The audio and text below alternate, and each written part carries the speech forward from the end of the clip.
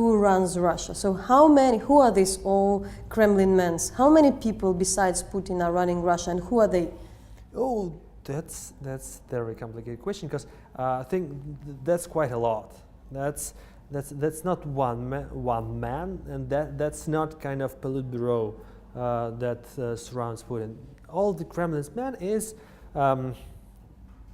that's probably thousands of Russian civil servants who are trying to guess what is Putin thinking about, and that's the system, not that bureaucratic system that works according to the plan, but that's the chaotic system of men and women who are trying to guess what Putin wants us to do, and simultaneously Putin is trying to guess what they want. So with this guess, are they trying to please him, and that's the way how it works? Yeah, they are trying to please him, yes.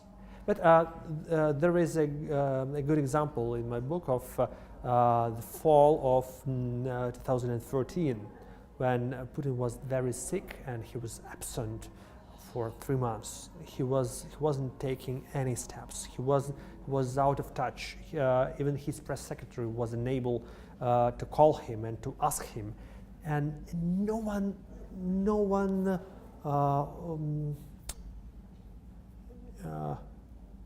was able to learn that fact. It went unnoticed by the general public, because all the decisions were taken, all the commands were there, and they all pretended that he was in place, that he was there, and just they were mimicking him very well. But there is this idea that there is a couple of people like Patrushev, like Ivanov, Sechin, and the others, that there is this clique which is hugely important, and which is indeed, is a bit like a Politburo, and in case of something happening, they would be the ones who would substitute him, and how we can... There is his inner circle of those people... Who are the most important? Who are very close to him and who think just like him. And let's say his chief of staff, Sergei Ivanov, and the Security Council Secretary, Nikolai Patrushev, are two closest men, because they communicate on a daily basis. And they never disagree with him, and that's important.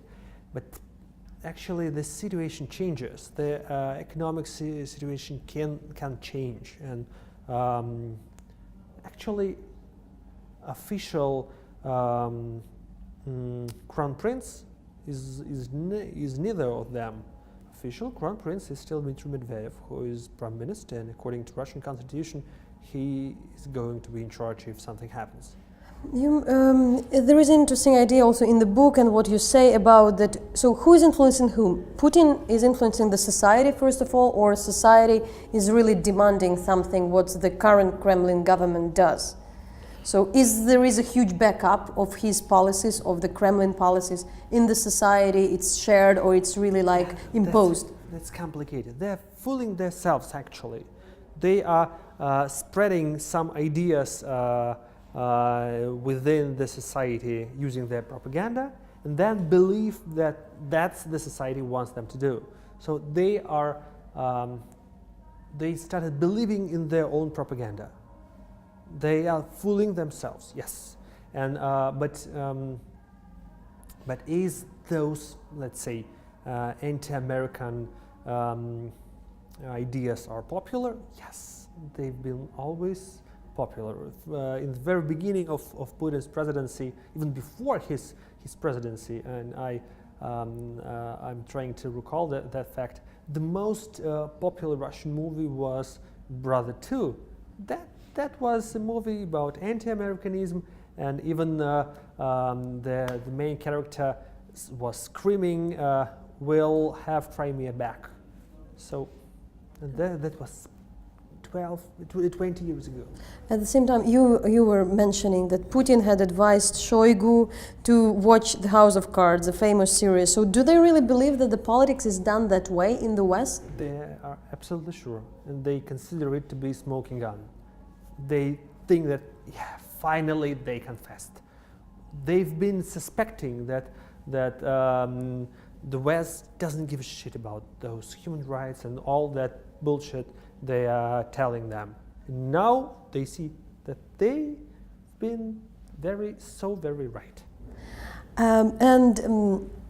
You've mentioned that the Russian economy really depends on the oil prices, first of all, and not on the sanctions. So really, doesn't sanctions matter for the Russia, for the future? Because there is this concern. We are ruining Russia, we shouldn't really have this sanction, or we are having sanctions, and that's something which most of the international sanctions were designed to attack not Russian economy as such, but the interests of exact people. And yeah, that's scary for them. But okay, they cannot go to Côte d'Azur, so now they're having the villas in Maldives Islands or Seychelles Islands. So what? And how you would put Syria on this map? Is this a successful fight for Putin, for the Kremlin, you know, the Russian engagement in Syria, for coming back to the international scene, and also how long this game lasts, how long it would be, you know, supported, let's say, by society, and can we still go on with that as kind of a card which is playing for? It's successful so far. It's successful for Putin because he was trying to show that he's as influential as Barack Obama is, and actually he proved that. Barack Obama decided to keep distance from Syrian affairs because he's a lame duck and he doesn't want to start anything new in Syria. And Putin is active, Putin is successful. He's not bombing ISIS, but he's bombing Syrian opposition, and everyone is okay with that. Does it sell well in Russia, Syrian case? I mean, by society, you know, Ukrainian case had been supported partly, you know, the Crimea annexation, and does it matter for people actually want their country to be a superpower. How big, when we talk to the people, all the interest in the other post-Soviet places, because our program is also about, you know, Georgia, Armenia, Azerbaijan, Belarus, how important is for the Kremlin, you know, to take care and have in their control all these territories? Are there really mines? Are there mines there? Is it at all a topic? Ukraine is a part of the topic of the book. No, that's not. It seems like they are thinking about some more global issues. Putin is thinking about him as the key member of the board of the world. Does he care about Russia being loved in Armenia or in Belarus? No. Actually, there is very tricky situation.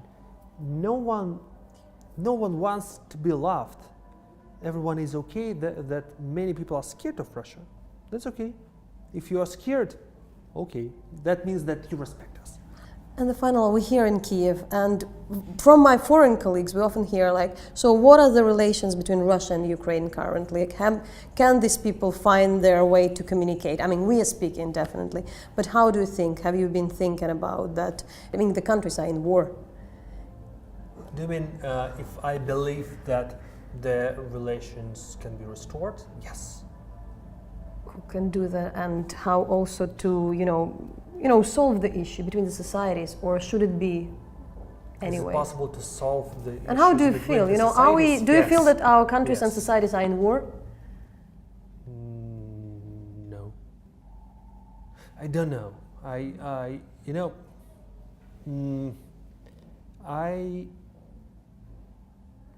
I'm afraid that the anxiety and the probably even hatred. I don't know. Look, I don't want to guess. I think it's going to come to an end. It's not forever, because it is, and we've got a lot of examples of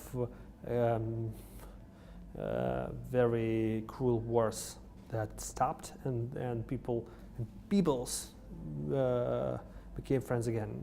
That's not forever.